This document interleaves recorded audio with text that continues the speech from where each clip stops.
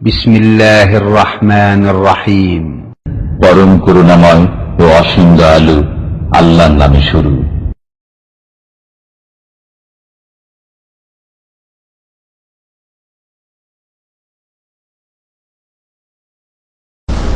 আসসালামু আলাইকুম ওয়া রাহমাতুল্লাহি ওয়া বারাকাতুহু। বিসমিল্লাহির রহমানির রহিম। আলহামদুলিল্লাহি রাব্বিল আলামিন ওয়াস সালাতু ওয়াস সালামু আলা সাইয়্যিদিল মুরসালিন নবিয়িনা মুহাম্মদ ওয়া আলা আলিহি ওয়া সাহবিহি আজমাইন ওয়া মান তাবি'আহুম বিইহসানিন ইলা ইয়াউমিদ্দিন। আম্মা বা'দ। ফাকাদ ক্বালা আল মুআল্লিফ রাহিমাহুল্লাহু তাআলা বাবু মা জা ফি যাবহি লিগাইরিল্লাহ ওয়া কাউলিল্লাহি তাআলা কুল ইন্না সালাতি ওয়া নুসুকি ওয়া মাহইয়ায়া ওয়া মামাতি লিল্লাহি রাব্বিল আলামিন লা শারীকা লাহ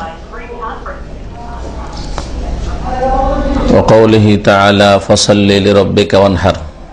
عن علي رضي الله عنه قال حدثني رسول الله صلى الله عليه وسلم بأربع كلمات: لعن الله من ذبح لغير الله، لعن الله من لعن والديه، لعن الله من آوى محدثا، لعن الله من غير منار الأرض. رواه مسلم. وعن طارق بن شهاب أن رسول الله صلى الله عليه وسلم قال دخل الجنة رجل في ذباب ودخل النار رجل في ذباب. قال وكيف ذلك يا رسول الله؟ قال مر رجلان على قوم لهم صنم لا يجوزه أحد حتى يقرب له شيئا، فقالوا لأحدهما قرب، قال ليس عندي شيء أقرب. قالوا قرب ولو ذبابا، فقرب ذبابا فخلوا سبيله فدخل النار. وقالوا للآخر قرب، فقال ما كنت لأقرب لأحد شيئا دون الله عز وجل، فضربوا عنقه فدخل الجنة. رواه أحمد. সম্মানিত ভাতৃমণ্ডলী এবং যারা দূর থেকে শুনছেন ভাই এবং বোনেরা, বিশেষ করে আমেরিকা কানাডার ভাই বোনেরা যারা লাইনে আছেন শুনছেন,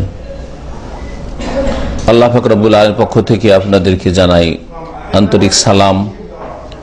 আর তারপরে আল্লাহ পাক রব্বুল আলামিনের প্রশংসা যে আল্লাহ পাক একক, যার কোনো শরীক নেই, কাজে, ইবাদতে, নাম গুণাবলীতে কোনো কিছুতে আল্লাহ পাকের শরীক নেই। সালাত এবং সালাম নাযিল হোক নবী মুহাম্মদ রাসূলুল্লাহ সাল্লাল্লাহু আলাইহি ওয়াসাল্লামের উপর, যাকে আল্লাহ পাক রব্বুল আলামিন তাওহীদের প্রচারের উদ্দেশ্যে আর শিরককে উৎখাত করার উদ্দেশ্যে পাঠিয়েছিলেন। আজকের দর্শের বিষয়বস্তু হচ্ছে আল্লাহ ছাড়া অন্যের জন্য জবাই করার বিধান। কেউ যদি আল্লাহ ছাড়া অন্যের সন্তুষ্টির জন্য, অন্যের ভয়ে, অন্যের নৈকট্য লাভের জন্য, অন্যর কাছে মনের কামনা বাসনা পূরণ হবে এই আশায় জবাই করে, তো এর বিধান কি? এক কথায় এর জবাব হচ্ছে যে এটা হচ্ছে বড় শিরক, যে শিরকের মাধ্যমে একজন মানুষ ইসলামে থাকলেও সে ইসলাম থেকে বেরিয়ে যায়। এই বিষয়ে দুটি আয়াত এবং দুটি হাদিস লেখক রহমতুল্লাহ আলাইহি পেশ করেছেন। আগে আয়াত এবং হাদিসগুলির সংক্ষিপ্ত তরজমা এবং ব্যাখ্যা বলি, আর তারপরে বিশেষ বিশেষ জায়গায় যেখানে আরো কিছু বলার প্রয়োজন রয়েছে সেগুলি বলবো। লেখক রহমতুল্লাহ আলাইহি শুরু থেকে এই কিতাবে তৌহিদের আলোচনা করেছেন, তারপরে তৌহিদের পরিপন্থী বিষয় যে শিরক, আর শিরক বিভিন্ন ধরনের রয়েছে, ছোট শিরক, বড় শিরক, আবার বড় শিরক অনেক রকমের রয়েছে, ছোট শিরক অনেক রকমের রয়েছে। বিভিন্ন রকমের শিরকগুলি আপনাদের সামনে পেশ করছেন। তার মধ্যে গত সপ্তাহে আলোচনা হয়েছিল তাবাররুক। তাবাররুক এক ধরনের আছে যেটা শিরকি তাবাররুক, আবার আর এক ধরনের আছে বিদাতি তাবাররুক, আর একটা শরীয়ত সম্মত তাবাররুক। এই সম্পর্কে আলোচনা হয়েছে। আজকের আলোচনা আল্লাহ ছাড়া অন্যের জন্য জবাই করা, এর হুকুম সম্পর্কে। এটা শিরক। আর আল্লাহর জন্য যদি জবাই করা হয় এমন জায়গায় যেখানে অন্যরা আল্লাহ ছাড়া অন্যকে ডাকছে, বা আল্লাহ ছাড়া অন্যকে শরীক করা হচ্ছে, এমন কোনো আস্থা নাই, এমন কোনো স্থানে সে মন্দির হোক অথবা মাজার হোক, যেখানে আল্লাহ ছাড়া অন্যকে সেজদা হচ্ছে, আল্লাহ ছাড়া অন্যকে ডাকা হচ্ছে, আল্লাহ ছাড়া অন্যের জন্য অনেক ইবাদত বন্দেগী পেশ করা হচ্ছে, এইরকম জায়গায় অমুসলিমদের মেলার স্থানে অথবা মুসলিম বেদাতীদের শিরক বেদাতের আস্তানায় যদি কেউ গিয়ে আল্লাহর জন্য জবাই করে, আল্লাহর জন্য জবাই করলো কিন্তু ওই সব জায়গায় জবাই করলো, মনে করলো যে এসব জায়গায় জবাই করলে ওখানে গরিব গুরবা আসে অথবা অনেক লোকেরা দূর দূরান্ত থেকে আসে, তাদেরকে খাওয়াবো, এটাও একরকমের জবাই, যেটা বিদাতি জবাই। আর প্রত্যেকটি বিদাত ধীরে ধীরে মানুষকে শিরক পর্যন্ত নিয়ে যায়। আর কেউ যদি শিরক পর্যন্ত নাও পৌঁছে আপাতত, তাহলে সেই ব্যক্তি বিদাত করলো, আর বিদাত হচ্ছে গুমরাহি ভ্রষ্টতা, আর বিদাতের পরিণামও জাহান্নাম। শিরকের সাথে বিদাতের পার্থক্য এই, যদি বিদাত বড় শিরক পর্যন্ত না পৌঁছায়, যে শিরক চিরকাল জাহান্নামে রাখবে, আর বিদাত দীর্ঘকাল জাহান্নামে যাওয়ার কারণ, জাহান্নামে দীর্ঘকাল থাকতে হবে, জাহান্নামের শাস্তি পেতে হবে, কবরে আযাব পেতে হবে, দুনিয়াতে বালা মুসিবত আসবে বিদাতি জীবন যাপন করলে। আল্লাহ পাক রব্বুল আলামিনের বাণীর আগে লেখক বলছেন বাবু মা জা ফি যাবহি লিগাইরিল্লাহ। এই অধ্যায় হচ্ছে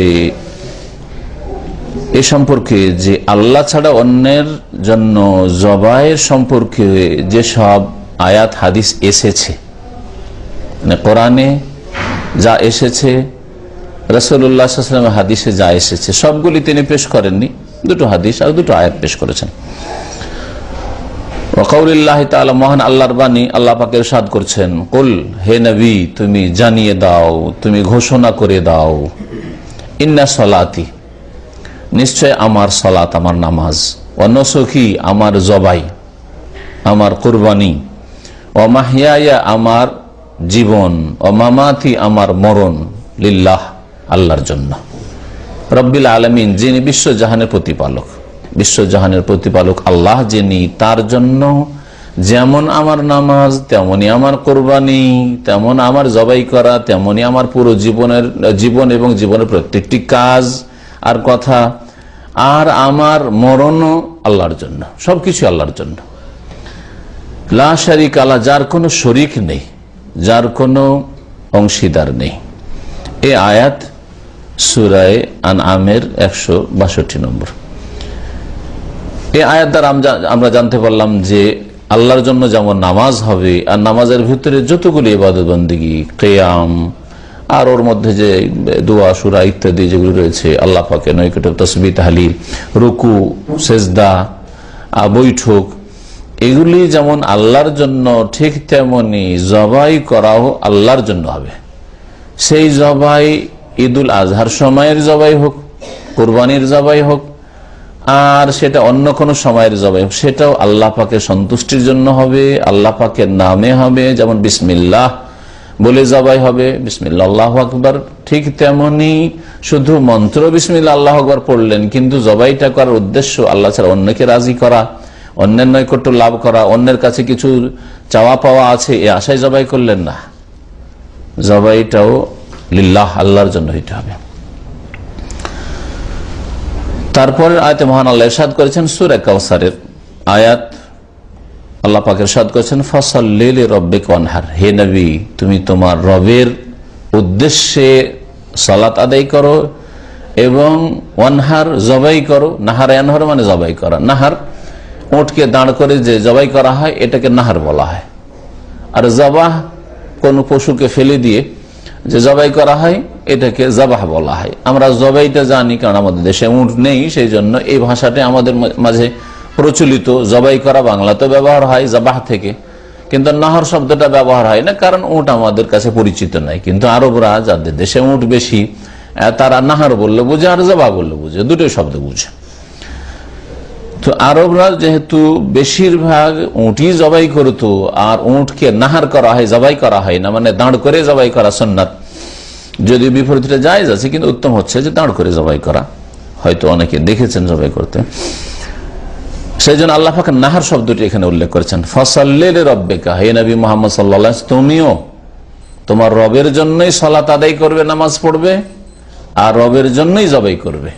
তো রবের নামে জবাই করবে, রবের সন্তুষ্টির জন্য জবাই করবে, রবের নৈকট্য লাভের জন্য জবাই করবে, হ্যাঁ রবের কাছে কিছু পাবো, হ্যাঁ নেব, নেকি হোক আর মনের কামনা বাসনায় হোক, আশাই হোক, রবের উদ্দেশ্যে জবাই করবে। যেই কোরআনে কারিমে সালাত, নামাজ আর জবাইকে একসাথে বলা হয়েছে, নামাজটা শুধু আল্লাহর জন্য পড়বেন আর জবাইকে ভাগ করে নেবেন, যে কুরবানির জবাই তো আল্লাহর জন্য, আর ওরসের জবাই বাবার জন্য, পীরের জন্য, মাজারের জন্য, এর চাইতে বড় শিরক আর কি হতে পারে। আল্লাহ পাক মুসলিমদেরকে বুঝার তৌফিক দান করেন। তারা যদি কোরআন বুঝতো তাহলে হেদায়েত পেয়ে যেত। কোরআনে কারিমে আল্লাহ পাকের নূর রয়েছে, এই নূর পেয়ে যেত যদি কোরআন অর্থ সহ পড়তো এবং কোরআন নিয়ে তারা চিন্তা করত, যে চিন্তা করতে আল্লাহ পাক বলেছেন, কোরআনের যদি তারা হক আদায় করত তাহলে অবশ্যই হেদায়েত পেত। আল্লাহ পাক অত্যন্ত দয়ালু, আরহামুর রাহিমিন। কোন মানুষকে কোরআন সে অর্থ সহ পড়বে, বুঝবে যে আল্লাহ তুমি কি বলেছো, আমি জানতে চাই আর মানতে চাই, এই আশা নিয়ে কেউ যদি কোরআন পড়ে, জানতে চায় আর মানতে চায়, তার মানে শুধু তেলাওয়াত করবে না, বক্সাবে না, পড়ে দিল খতম করে দিল আর বক্সায় দিল, এই কাজ করবে না।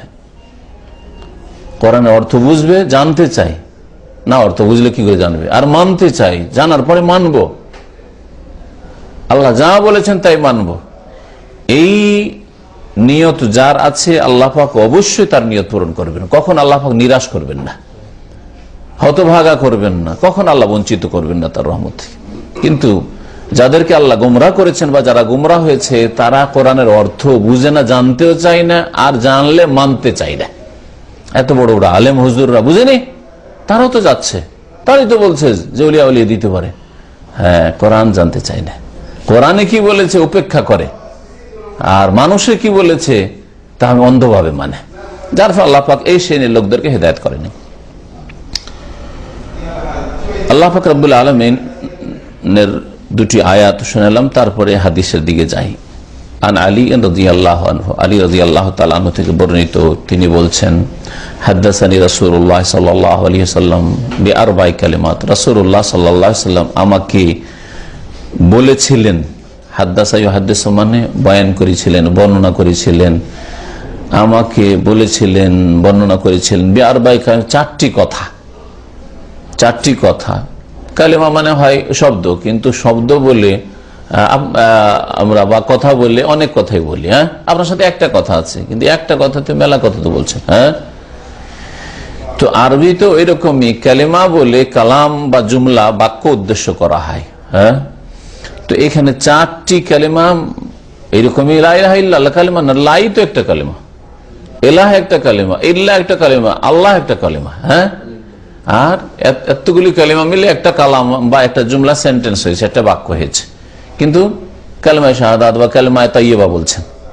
তো কালিমা বলে কালাম বা জুমলা উদ্দেশ্য করা আরবি ভাষায় হয়, যেটা আমরা নিজেরা বলে থাকি, বুঝে বলি আর নাই বুঝে বলি। এইরকমই নবী করিম সাল্লাল্লাহু আলাইহি ওয়াসাল্লামের হাদিস, সহিহ বুখারীর শেষ হাদিসটা, কালিমাতানে, দুটি শব্দ আছে, নবী সাল্লাল্লাহু দুটো শব্দ বলেছেন, হাবিবাতান ইলার রাহমান, আল্লাহর কাছে খুব প্রিয়, হ্যাঁ, খফিফাতান আল লিসান, জবানে খুব হালকা, সাকিলাতান ফিল মিজান, আর দাঁড়ি পাল্লায় আল্লাহ পাকের নেকি যে গুনাহ আর নেকি মাপা হবে কিয়ামত দিন, তা তো অত্যন্ত ভারী।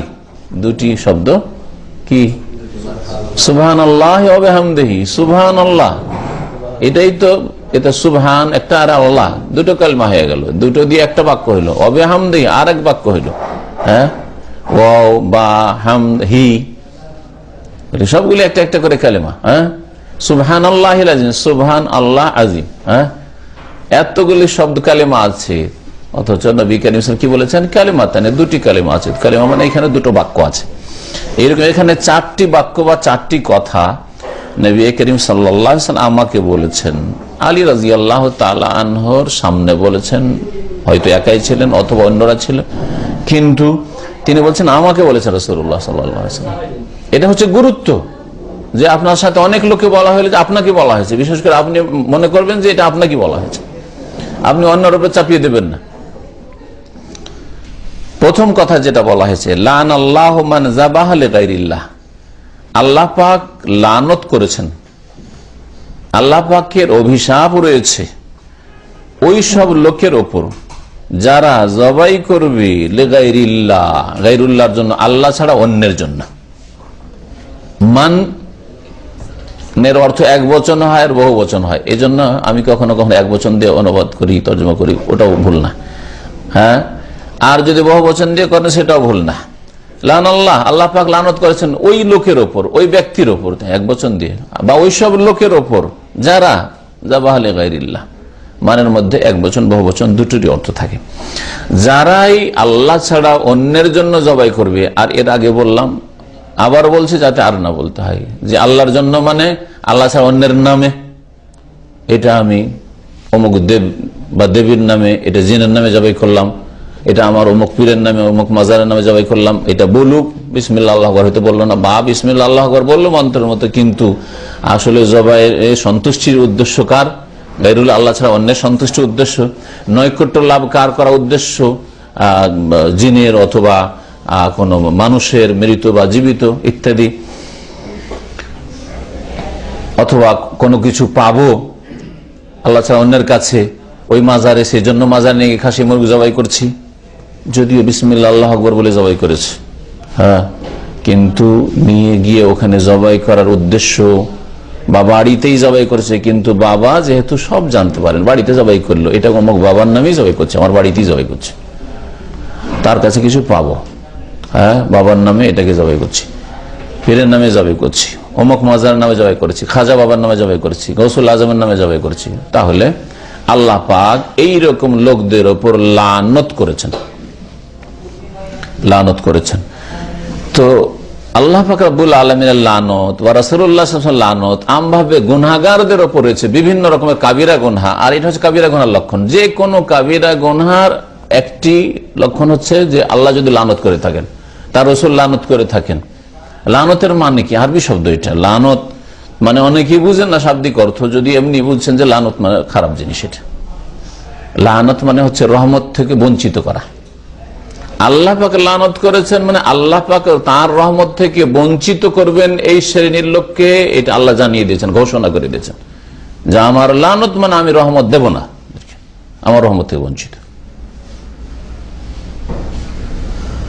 যদি এমন পাপ হয় যা দিয়ে ইসলাম থেকে বেরিয়ে গেছে, তো কোনোদিন আল্লাহ রহমত দেবেন না। শিরক করেছে, বড় কুফরি করেছে, যেমন এইটা জবাই আল্লাহ ছাড়ার জন্য জবাই করে, তাহলে কোনোদিন আল্লাহ রহমত দেবেন না। মুশরিককে, কাফেরকে কখনো আল্লাহ রহমত দেবেন না। আর যদি এরকম হয়, লান আল্লাহু সারিক, হাদিস আছে, আল্লাহ চোরের উপর লানত করেছেন, তো চোরের লানতটা চিরকালের জন্য না, আল্লাহ রহমত দেবেন না, দুনিয়ায় রহমত পাবে না, লাঞ্ছিত অপদস্থ। কবরের জীবনে হয়তো রহমত দীর্ঘ আযাব হবে, আখিরাতেও অনেকদিন হয়তো জাহান্নামে জ্বলবে, রহমত পাবে না।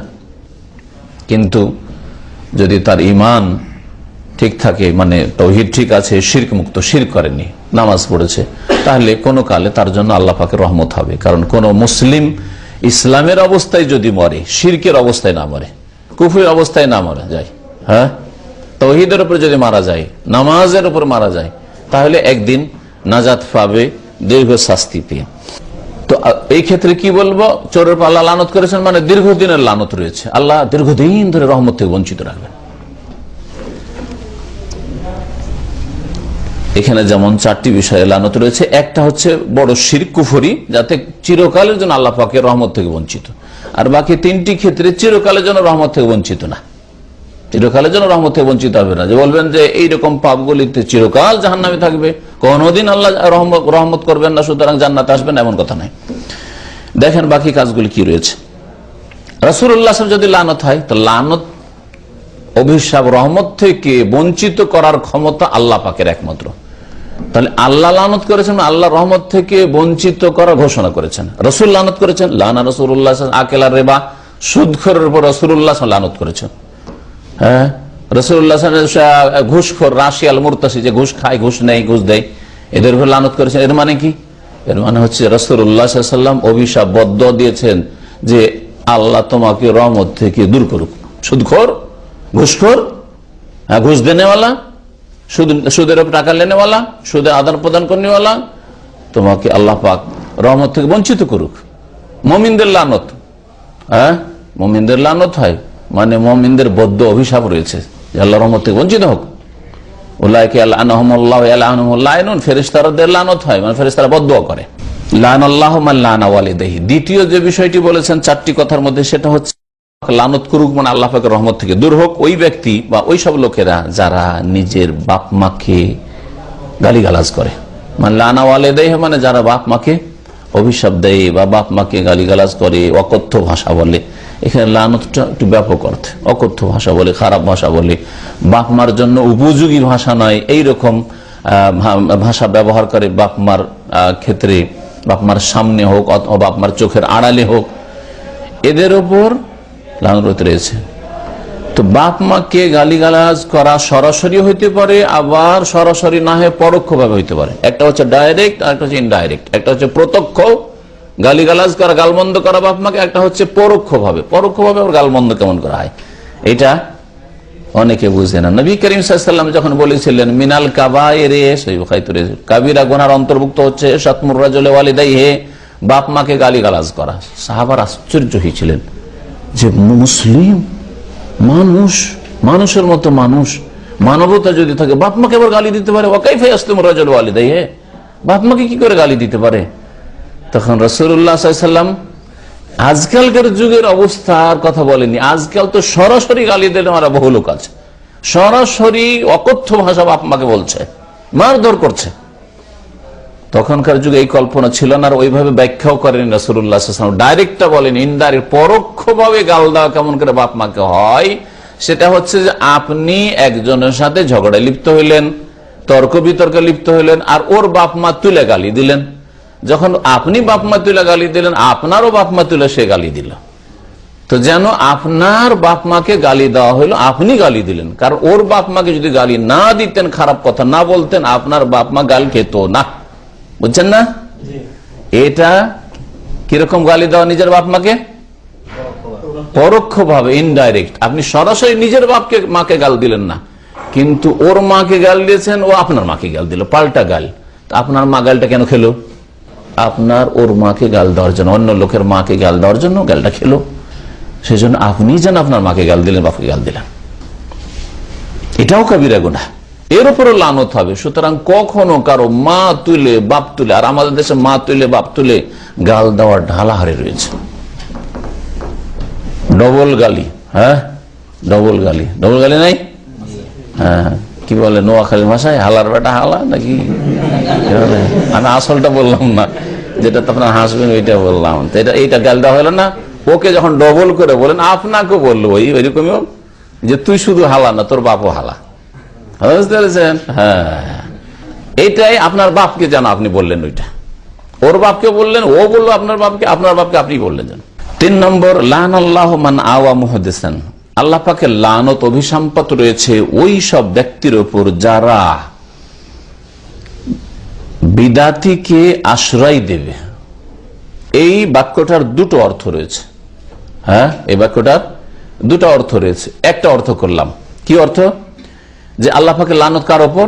যে বিদাতি, মুহদিস মানে বিদাতি। নবী সাল্লাল্লাহু আলাইহি ওয়াসাল্লাম বলেছেন বিদাতের ক্ষেত্রে, মান আহদাসা ফি আমরিনা হাযা, যারা আমাদের এই ধর্মের ব্যাপারে নতুন কোন কাজ করবে। দুনিয়ার ব্যাপারে নতুন কাজ করে, নতুন মোবাইল নিয়ে চলে আসেন, কোন জায়গায় পাওয়া যায় না, আপনি নিয়ে এসছেন দুবাই থেকে। হ্যাঁ, নতুন মার্কেটে নেবে, আর উঠিয়ে নিয়ে চলে এসছেন, অসুবিধা নেই। দুনিয়ার ব্যাপারে ব্যবসা, নতুন ব্যবসা শুরু করলেন, এর আগে কেউ ব্যবসা জানতো না, অসুবিধা নেই। নতুন কিছু আবিষ্কার করলেন, সায়েন্স পড়াশোনা করে নতুন কিছু আবিষ্কার করে দিতে, জাতিকে দিতে বলে, মানুষকে দিতে বললেন, অসুবিধা নেই। দুনিয়ার ক্ষেত্রে নবী দুনিয়ার ক্ষেত্রে বলেননি যে দুনিয়ার ক্ষেত্রে বিদআত করলে গুনাহ হবে। দুনিয়া থেকে মানুষকে উপকার করতে পারলে ফায়দা হবে, অফারুল খায়র, ভালো কাজ করা, অসুবিধা নেই।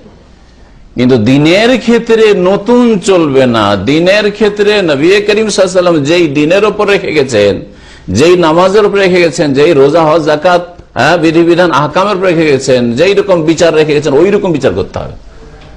ওই ক্ষেত্রে নতুন দিলে হবে না, যে চোরের হাত কাটা ছিল, আমরা 6 মাস জেল দিলাম, নতুন জিনিস দিলাম, উপহার দিলাম না। উপহার দিলেন না, আপনি ধর্মকে পাল্টিয়ে দিলেন, ধ্বংস করলেন আপনি। মান আহদাসা ফি আমরিনা হাযা, যেই ব্যক্তি আমাদের ধর্মের ব্যাপারে, দিনের ব্যাপারে নতুন কিছু করবে। নবী করিম সাল্লাল্লাহু আলাইহি ওয়াসাল্লাম 2টা ঈদ দিয়েছেন, আপনার আর একটা ঈদ করা শুরু করেছে, ঈদে মিলাদুন নবী, 3টে। তো ধর্মের ব্যাপারে নতুন করলেন আপনি। মা বাবার জন্ম দিবস, মৃত্যু দিবস পালন করা শুরু করলেন। হ্যাঁ, বিবাহ দিবস আপনার ম্যারেজ ডে পালন করা শুরু করলেন, মান আহাদাসা ফি আমরিনা হাযা, এগুলো ধর্মীয় ব্যাপার, এগুলো কারণ এগুলো ধর্মের মতো পালন হচ্ছে। এদিকে ঈদ উৎসব, ঈদের দিন যেমন আমোদ ফুর্তি করে খাওয়া দাওয়া হয়, তেমনি আপনার ম্যারেজ ডে তাই হচ্ছে, সাথে এগুলো ঈদে পরিণত করেছেন। আর এই ঈদগুলি ইহুদি নাসারাদের কাছ থেকে নিয়েছেন। মান আহাদাসা ফি আমরিনা হাযা, আমাদের ধর্মীয় ব্যাপারে যারা নতুন কোন কাজ করবে, মা লাইসা মিনহু, যেটা ধর্মে ছিল না, রাসূলুল্লাহ সাল্লাল্লাহু আলাইহি ওয়াসাল্লাম জামানায় ছিল না। আরে রাসূলুল্লাহ সাল্লাল্লাহু আলাইহি ওয়াসাল্লামের জন্ম দিবস, মৃত্যু দিবস কোন সাহাবী পালন করেনি। তারা সবচেয়ে বেশি মহব্বত, জান মালে সবকিছুর কোরবানি করেছেন। তারা কি নেকির কাজ হলে ছেড়ে দিতেন? কেন করেননি? রাসূলুল্লাহ সাল্লাল্লাহু আলাইহি ওয়াসাল্লাম নিজের ছেলে মেয়েদের, বিবির না জন্ম দিবস, মৃত্যু দিবস, বিবাহ দিবস, চলো খাদিজা তোমার আমার বিয়ে হয়েছে, তুমি প্রথম স্ত্রী, তোমার ম্যারেজ ডে পালন করি, হ্যাঁ শাদী দিবস করেছেন? তাহলে আপনি কেন করবেন? আপনি মুসলিম, রাসূলুল্লাহ সাল্লাল্লাহু আলাইহি সাল্লামের ফটোকপি অনুসারী না, মুত্তাবে না হয় মুবতাদে, দুইয়ের এক মুসলিম। আপনি হয় মুত্তাবে, নবীর অনুসারী, নবীকে ফলোকারী, আর না হইলে মুবতাদে, বিদাতি। মুত্তাবে হইতে হবে, অনুসারী হইতে হবে, হ্যাঁ আবিষ্কারকারী হইলে হবে না যে নতুন কিছু আবিষ্কার করলেন। ইত্তাবিউ, আল্লাহ বলেছেন অনুসরণ করো। বহু জায়গায় বলা হয়েছে কোরআনে কারিমে অনুসরণ করতে। ফাত্তাবিউনি, আমার অনুসরণ করো, তাই আল্লাহ ভালোবাসেন। আল্লাহর ভালোবাসা পেতে হইলে আর গোনা খাতা মাপ চাইলে ফাত্তাবিউনি, নবীর অনুসরণ করে আল্লাহ পাক বলেছেন। মুত্তাবে হইতে হবে, কখনো মুবতাদি হবেন না। যা আছে কোরআন হাদিসে তাই পালন করব, নতুন কিছু চাই যাতে ভালো লাগে না, চলবে না। তো কি বলছিলাম, একটা অর্থ হচ্ছে ওই যে আহাদাসা মানে নতুন করা, বিদাত করা। এখানে লান আল্লাহ মান আওয়া মুহদিসান, যে ব্যক্তি বেতাদিকে আশ্রয় দিবে তারপর আল্লাহ লানত রয়েছে। আশ্রয় দেওয়া মানে কি? আশ্রয় দেওয়া মানে কেউ তাকে মারধর করছে আর আপনি তাকে জান রক্ষা করার জন্য আশ্রয় দিচ্ছেন, এটা অর্থ না। আশ্রয় দেওয়া মানে বিদাতি কোন মোল্লা আলেম এলাকায় আসছে, আপনার বাড়িতে গেস্ট, স্পেশাল গেস্ট, ওর জন্য খাওয়া দাওয়ার ব্যবস্থা, আপ্যায়নের ব্যবস্থা, ওর জন্য স্পেশাল খেদমত সেবা, তারপর ওর খাতির সম্মান, রাস্তাঘাটে দেখা হলে সালাম মুসাফা, একেবারে মহানাকা, যেন আপনি ভাগ্যবান বিদাতি হুজুরের সাথে দেখা করে, এগুলো সব আশ্রয় দেওয়ার অন্তর্ভুক্ত। বিদাতি দুই রকম। এক হচ্ছে বিদাতি যে নিজের জীবনে বেদাত করে কিন্তু বিদাত ছড়াই দেয়, তাহলে তার অনিষ্ট, তার পাপ তার মধ্যেই সীমিত, এর ব্যাপারটা অনেকটাই হালকা। যেমন সাধারণ বিদাতি লোক বিদাতের ধর্ম প্রচার করে বেড়ায় না। আর এর চেয়ে বিপজ্জনক হচ্ছে যে বিদাতি মোল্লা, হ্যাঁ বিদাতি হুজুর, বিদাতি মৌলানা, হ্যাঁ এরা মারাত্মক। কারণ এর বিদাত, এর অনিষ্ট, এর খারাপি তার মধ্যে সীমিত না, সে হাজার হাজার লোক বিদাতি বানাচ্ছে। তার 1 ঘন্টার একটা শিরক বিদআতের বক্তব্য শুনে হাজার হাজার লাখ লাখ লোক হয়তো গুমরাহ হয়ে চলে গেল, সহি রাস্তা পেল না। মনে করলে এত বড় আলেম, তার মহফিলে এত এত লোক আসে, ভুল বলতে পারে, ধোঁকা খেয়ে গেল। এইরকম বিদাতিদেরকে যারা আশ্রয় দিবে, ওয়াজ মাহফিল জলসায় বিদাতি হুজুরকে ডেকে নিয়ে আসলেন, সবচেয়ে বড় আশ্রয় দেন। আশ্রয় দিলেন, ইসলামের নামে তাকে বিদাত প্রচার করার সুযোগ দিলেন। লান আল্লাহ, আল্লাহ পাকের লানত হবে ওই জালসা কমিটির ওপর, ওই ওয়াজ মাহফিল কমিটির ওপর যারা বিদাতি দিয়ে ওয়াজ করাবে, মানে আওয়া মুহদ্দিসিন, যারা বিদাতিকে বাড়িতে নিয়ে আসবে, খাতির করে পীর এসছে বাড়িতে, খুশির শেষ নাই।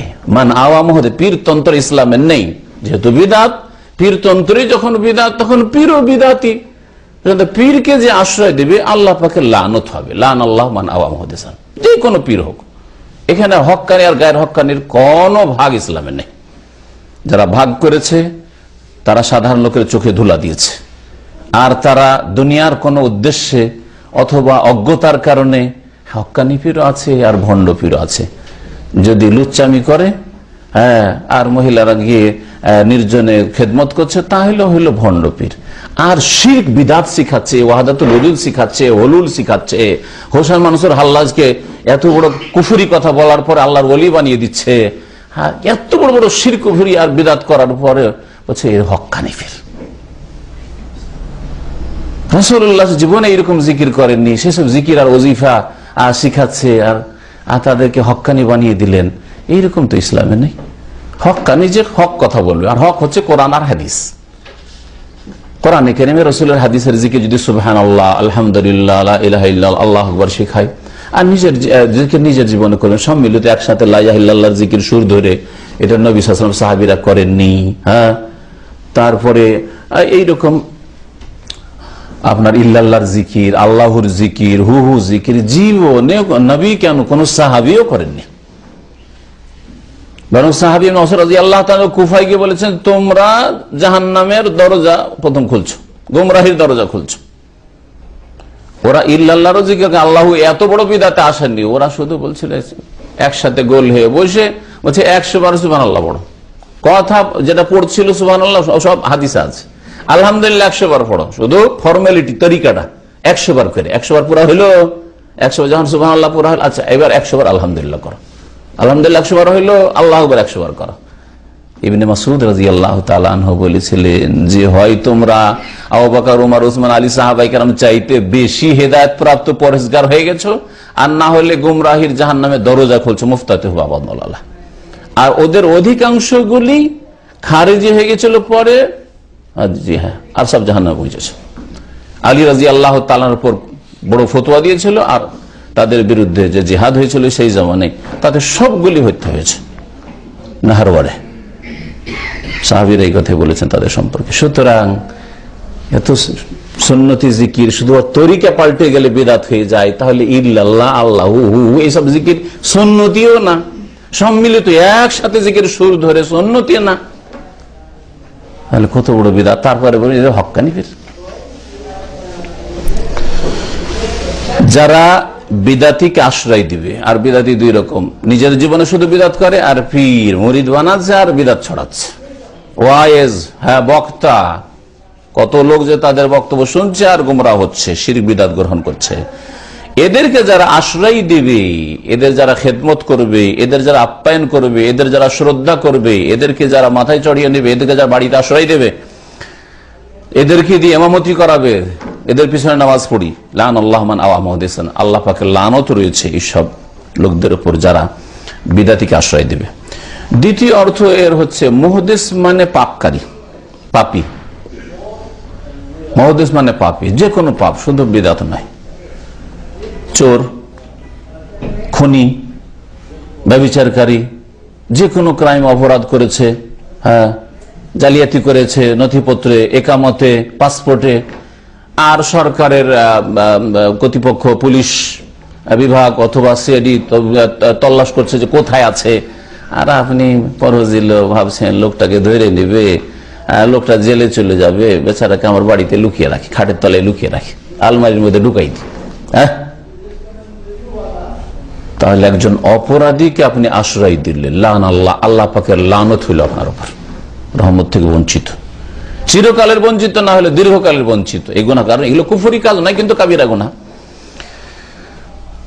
ওই রকমই জানছেন যে এরা জাল টাকা তৈরি করবে, অথবা জাল একামা তৈরি করবে, জাল পাসপোর্ট তৈরি, এদের কাছে জাল স্ট্যাম্প আছে, এরা বিভিন্ন ইউনিভার্সিটি সার্টিফিকেট দিচ্ছে, আর ওদেরকে আপনি বাসা ভাড়া দিয়েছেন,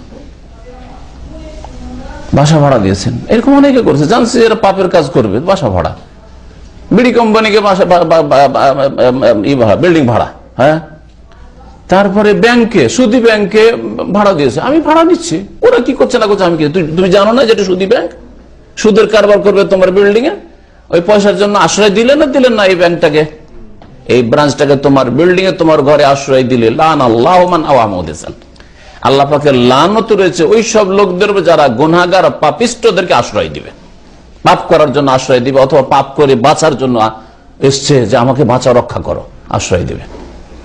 খুন করেছে এক শহরে, আর এসে আর এক শহরে এসে বলছে ভাই তুমি আমার দেশি ভাই, তুমি এলাকার মানুষ, আমাকে রক্ষা করো। জবাইলে এক লোক খুন করেছিল, এক কাফের হিন্দু বাংলাদেশি, আর খুন করে এসে দামামে এসে এক মুসলমানের কাছে আশ্রয় দিয়েছে। পরে ধরা পড়েছে, আলহামদুলিল্লাহ 5-7 বছর জেলে ছিল। তারপরে যে কি হয়েছে আমি ওই জেলে আলোচনায় যেতাম তখন দেখেছি। তাহলে আল্লাহ পাকের লানত ওই লোকটার উপরে যে খুনিকে আশ্রয় দিল, জেনাকারীকে আশ্রয় দিল। এইরকমই আমাদের দেশে মেয়ে নিয়ে উধাও হয়ে যায়, কোর্ট ম্যারেজ করার জন্য মেয়ে নিয়ে উধাও হয়ে যায়, মেয়ে নিয়ে মেয়ের বাবার বাড়ি যেতে পারে না, আর ওই ছেলে নিজের বাবার বাড়ি আসতে পারে না, তখন কোথাও আত্মীয় স্বজন কারো বাড়ি গিয়ে আশ্রয় নেয়। এই গুনাহগারকে আশ্রয় দিল লান আল্লাহ মান আওয়া মুহদিসান, যারা পাপিষ্টকে আশ্রয় দিবে তাদের উপর আল্লাহ পাকের লানত রয়েছে। এইভাবে এক এক করে যদি উদাহরণ দেন আপনি আপনার জীবনে দিতে পারবেন। আমি শুধু আপনার জন্য রাস্তা খুলে দিলাম। যে কোনো পাপ করে আসার পর আশ্রয় চাইছে আপনার কাছে, ভাই আমাকে রক্ষা করেন, ভাই একটু আমাকে জায়গা দেন, হ্যাঁ একটু আমাকে বাঁচান, আপনি হেল্প করেন, পাবলিক আপনি হেল্প করবেন, লান আল্লাহ, আল্লাহ পাকের লানত রয়েছে। মান আওয়া মুহদিসান লান আল্লাহু মান গায়্যারা মান আলাল আরদ। 4 নম্বরে বললেন আল্লাহ পাকের লানত রয়েছে ওই সব লোকদের উপর যারা ভূমির বা জমিনের চিহ্নকে, সীমানাকে, আইলকে পরিবর্তন করবে। অর্থ বুঝলেন? হ্যাঁ, আইল বলেন না আপনারা?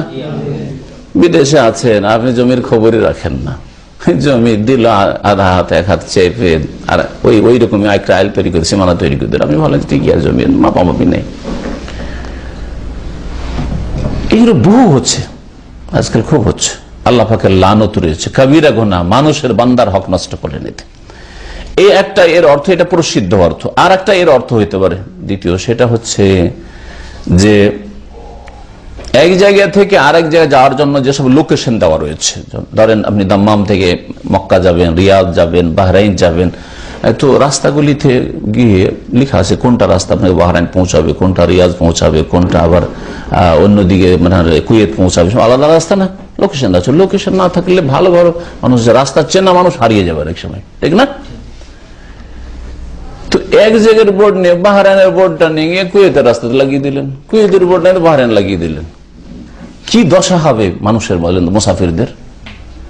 হ্যাঁ, বা ভেঙে ফেলে দিলেন, নামিয়ে ফেলে দিলেন, নামিয়ে দিলেন, কিছু বুঝতে পারে না, যাচ্ছি কোথায় কিছু বুঝি না, হবে না? হবে না? মান গায়্যারা মানার আল আরদ, জমিনের চিহ্নগুলিকে, হ্যাঁ যেসব সাইনবোর্ড দেওয়া আছে, লোকেশন দেওয়া আছে, সেগুলিকে যারা পাল্টে দেবে, এই দিকে ঢুকতে হবে, হ্যাঁ আপনি ওইটাকে এইদিকে লাগিয়ে দিয়েছেন, ঢুকেছে আর সামনে ফাইন চলে আসলাম, ওইটা নো এন্ট্রিতে ঢুকে ফেলেছে। এরকম শয়তানি করতে পারে, যুবকরা বিশেষ করে অনেক বদমাইশি করে, ভাঙচুর করে অথবা নষ্ট করে, একটাকে আরেক জায়গায় লাগিয়ে দিলে হয়তো বদমাইশি করে, ইত্যাদি ইত্যাদি, কত ক্ষয়ক্ষতি করে। এইসব কাজ দ্বারা মানুষের যেহেতু ক্ষতি হয়, সেজন্য এর ফলে লানত রয়েছে। যাই হোক, আসল বিষয় হচ্ছে প্রথম বিষয়টি আমাদের, সেটা হচ্ছে আজকের বিষয়বস্তু, যে যেই ব্যক্তি আল্লাহ ছাড়া অন্যের জন্য জবাই করবে তার উপর চিরকালের লানত রয়েছে, কখনো নাজাত পাবে না, কারণ বড় শিরক করে মরল, যদি বিনা তওবাতে মারা যায়।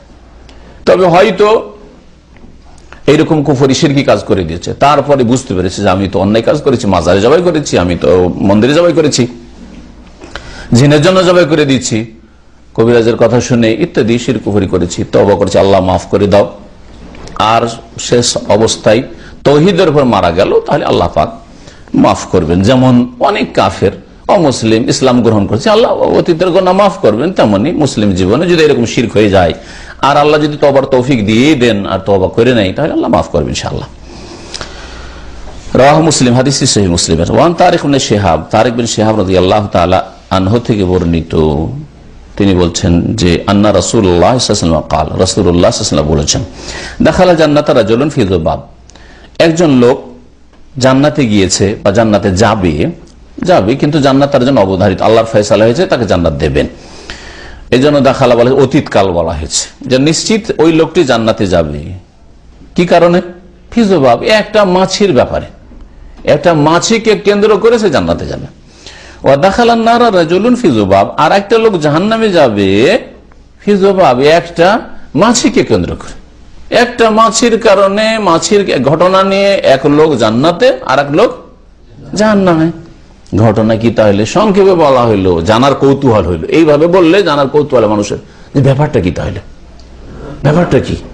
এখন ব্যাপারটা কি শুনে, কালু কাইফা যালিকা ইয়া রাসূলুল্লাহ, সাহাবারা বললেন যে এটা কেমন করে হয়েছে?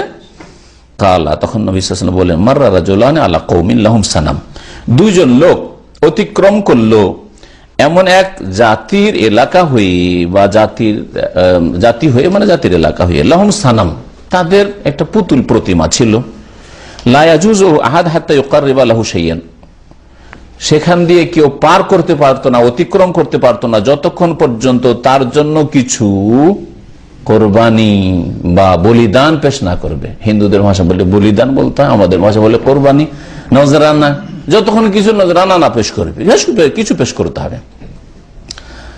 ধরে ফেললে ওদেরকে।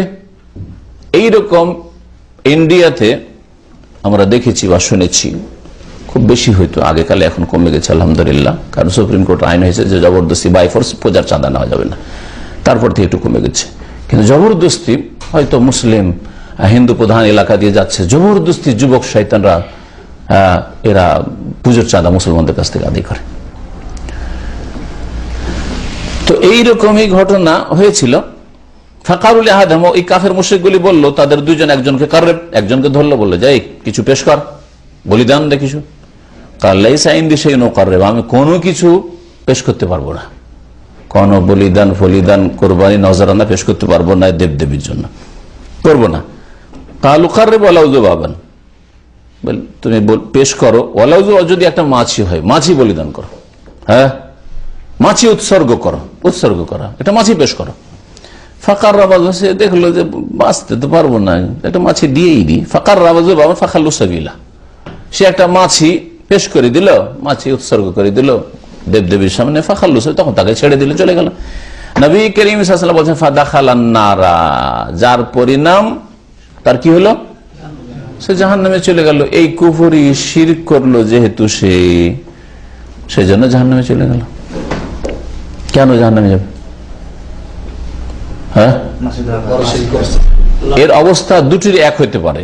সম্ভাবনা আছে যে সে সন্তুষ্ট চিত্তে মাছি পেশ করেছে, সন্তুষ্ট হয়ে আপনি যদি বেশি টাকা পয়সা না 10টা পয়সা বাবার মাজার দিলেন, বেশি দিতে পারলাম না বা দেবো না, তবে 10টা পয়সা দিই, বাবা যাতে রাজি হয়, বড় শিরক করবেন। হ্যাঁ, সন্তুষ্ট চিত্তে। তো হয় এই সন্তুষ্ট চিত্তে একটা মাছি পেশ করেছিল, সেই জন্য জাহান্নামে গেছে। আর কেউ কেউ বলেছেন না, তাকে জবরদস্তি করা হয়েছে। জবরদস্তি হলে তো মাফ আছে, জান বাঁচাবার জন্য, আত্মরক্ষার জন্য শিরক কুফরি করা বা যে কোনো পাপ করা, যদি নিরুপায় হন, নিরুপায় হওয়া আলাদা জিনিস আর ভয় হওয়া আলাদা জিনিস। ভয়কে আজকাল আমাদের দেশের মানুষ আর নিরুপায় মনে করে, শয়তানদের এলাকায়, কাফেরদের এলাকায়, মুশরিকদের এলাকায়, হয় মাজারপন্থীদের এলাকায়, আর না হইলে ধরেন হিন্দু বা খ্রিস্টানদের এলাকায় রয়েছে, এই আমাদের এই উৎসবে এত টাকা দাও, ব্যবসা করে এত টাকা দাও, ভাবছে যে না দিলে এখানে ব্যবসা করা যাবে না, এখানে টিকা যাবে না, পরে ক্ষয়ক্ষতি করতে পারে, সে না আগেই থেকে দিয়ে দিল বাঁচার জন্য। এটা ভয়, নিরুপায় নয়, নিরুপায় নয়, ঝুঁকি নিতে চায় না, কাউকে অসন্তুষ্ট করতে চায় না। এটা অবশ্যই শিরক হয়ে যাবে, শিরকে সহযোগিতা করা বা শিরকে অংশ নেওয়া হয়ে যাবে। আর একটা হচ্ছে যে এই দিবি দে না, তো একবার দিলাম এক্ষুনি জবাই করে দিলাম, গুলি করে, এটা হচ্ছে নিরুপায়। নিরুপায় যদি হয় তো দিন ইসলামের বিধান হচ্ছে যে জায়েজ আছে। আল্লাহ কোরআন বলছে ইল্লামান উকরিহা, সূরা নাহলের আয়াত, ইল্লামান উকরিহা, হ্যাঁ যদি কারো উপর জবরদস্তি করা হয়, নিরুপায় হয়ে যায়, ওয়া কলবুহু মুতমাইন্নুন বিল ঈমান, তবে তার হৃদয়, তার অন্তরটা ঈমানের উপর একেবারে অটল হয়ে রয়েছে, ঈমান মজবুত হয়ে রয়েছে, কিন্তু কি করবো জান বাঁচাবার জন্য, তাহলে সে গুনাহগার হবে না, সে গুনাহগার। আম্মার বিন ইয়াসির রাদিয়াল্লাহু তাআলা আনহুকে কুফরি কথা বলে আবু জাহাল বাধ্য করেছিল, বল না তো দিলাম জবাই করে, মা গেছে শহীদ হয়ে, এখন আম্মার মারবে। তখন কুফরি কলেমা বলেছিল, রাসূলুল্লাহ কাঁদতে কাঁদতে চলেছে, ইয়া রাসূলুল্লাহ এরকম কাজ আমার দ্বারা হয়ে গেছে। আয়াত নাযিল হয়েছিল তার শানে, এটা যে আল্লাহ ধরবেন না। হ্যাঁ, এই লোকটার হতে পারে যে জবরদস্তি করা হয়েছে, তো জবরদস্তি হলে তো মাফ হইতো, জাহান্নামে কেন যাবে প্রশ্ন, তাই না? এর জবাব হচ্ছে যে এই ঘটনাটি আগের যুগের, দিন ইসলামের বিধান আসার পরে নাই, এটা হচ্ছে বনি ইসরায়েল যুগের, প্রাচীন যুগের ঘটনা। তখনকার যুগে তাদের ধর্মে, যেমন ইহুদি ধর্মে মুসা আলাইহিস সালাম নিয়ে আসা দিনে কঠোরতা খুব বেশি ছিল, কঠোরতা ছিল। আর ঈসা আলাইহিস সালাম নিয়ে আসা দিন যে খ্রিস্টানদের, এতে শিথিলতা বেশি আছে, অবাধ ছাড়, অনেক ছাড়, ডিসকাউন্ট খুব, আর ওতে খুব কঠোরতা ছিল। তো কঠোরতার বিধান এইটাও ছিল হয়তো যে তোমার যদি জানও চলে যায় তবু শিরক করতে পারবে না। তো এই লোকটি যেহেতু একটা শিরক করেই দিল, একটা মাছি পেশ করেই দিল দেবদেবীর সামনে, সেই জন্য জাহান্নামে গেছে। ওয়াকারুল আখার, আর ওরা ওই কাফের মুশরিকগুলো বলেছিল, দ্বিতীয় ব্যক্তি কাররেব, তুমি কিছু উৎসর্গ করো। ফাকালু বলেছে মা কুনতু লিউকাররিবা লিআহাদিন শাইয়ান মিন দুনাল্লাহ, আমি আল্লাহ ছাড়া অন্যের জন্য কোনো কিছুই উৎসর্গ করতে পারি না, করতেই পারি না আমি আল্লাহ আযজা ওয়া জাল ছাড়া। ফাদারাবু উনকাহু, তখন তারা গর্দন উড়িয়ে দিয়েছিল, মানে জবাই করে দিয়েছিল। ফাদাখালাল জান্নাহ, তখন এই লোকটি জান্নাতে গিয়েছে, কারণ আল্লাহ রাস্তায় সে তার তৌহিদের হেফাজতের জন্য শহীদ হয়েছে। তো এই তো নিরুপায় অবস্থায় ছিল, এর জন্য জায়েজ ছিল কি ছিল না? তো এই ক্ষেত্রে ওইটাই বলবেন যে হয় তাদের ধর্মে জায়েজ ছিল না, যে তুমি জান যাক আর যাক, কিন্তু তোমার শিরক করা চলবে না, শিরক করলে জাহান্নামে যেতে হবে, এইরকম কঠোরতা ছিল। আর না হইলে যদি দিন ইসলামের মতোই ছাড় থেকে থাকে, তাহলে এই লোক কিসের উপর আমল করেছে? ইসলামের দুটো বিধান আছে, একটা ছাড়ের বিধান, একটা হচ্ছে আজিমা আর একটা রুখসা। আজিমা আর রুখসা। আজিমা মানে হচ্ছে যে ইসলামের যেটা আসল বিধান তার উপর মজবুত থাকা, আমি ওর উপর অটল থাকবো। আর একটা হচ্ছে রুখসা মানে ছাড়, ছাড়, বুঝতে পারছেন না? তো ছাড়ের উপর আমল করা জায়েজ আছে, কিন্তু আজিমাটা ভালো। এর উদাহরণে যেমন 2 ওয়াক্ত জমা করা মুসাফিরের জন্য, মুসাফিরের জন্য বা বৃষ্টির জন্য 2 ওয়াক্ত জমা করা, খুব বৃষ্টি হচ্ছে বা সফরে আছেন, জোহর আসর একসাথে পড়ে নেওয়া, মাগরিব এশা একসাথে পড়ে নেওয়া, এটা কি? এটা ছাড়, রুখসা, ছাড়। আপনি বললেন আমি না, আমার নিজের পার্সোনাল গাড়ি, আমি মাগরিব এশা একসাথে কেন পড়বো, ও জোহর আসর একসাথে কেন পড়বো? আলহামদুলিল্লাহ, আমি পেট্রোল নেওয়ার জন্য থামছি, আমি নাস্তা পানি চায়ের জন্য থামছি, আর নামাজের জন্য থামতে পারবো না, আমি আল্লাহ আল্লাহ নামাজ পড়বো। তাহলে এটা আপনি আজিমাতের আমল করলেন যে না, 5 ওয়াক্ত 5 বার পড়বো, আমি 5 বার মসজিদে যাব, বুঝতে পারছেন না? তো ওইটা বেশি ভালো, বেশি ভালো। এইরকম রোজা সফরে, নর্মাল সফর যদি থাকে, মক্কা গিয়েছেন, সাহারি পাচ্ছেন, ইফতারি পাচ্ছেন, সফর, রোজা ছাড়া জায়েজ না জায়েজ নাই? জায়েজ, কারণ সফরে থাকলেই জায়েজ। কিন্তু আমি সফরে সাহারি পাচ্ছি, ইফতারি পাচ্ছি, পানি, অসুবিধা নাই, আমি হোটেলে আছি বাড়ির মতোই, রোজা রাখবো। তো রোজা রাখাটা হচ্ছে আজিমাত। আর রোজা ছেড়ে যদি কেউ দেয়, তাহলে এটা রুখসা, ছাড়, ছাড় উপর আমল করলো।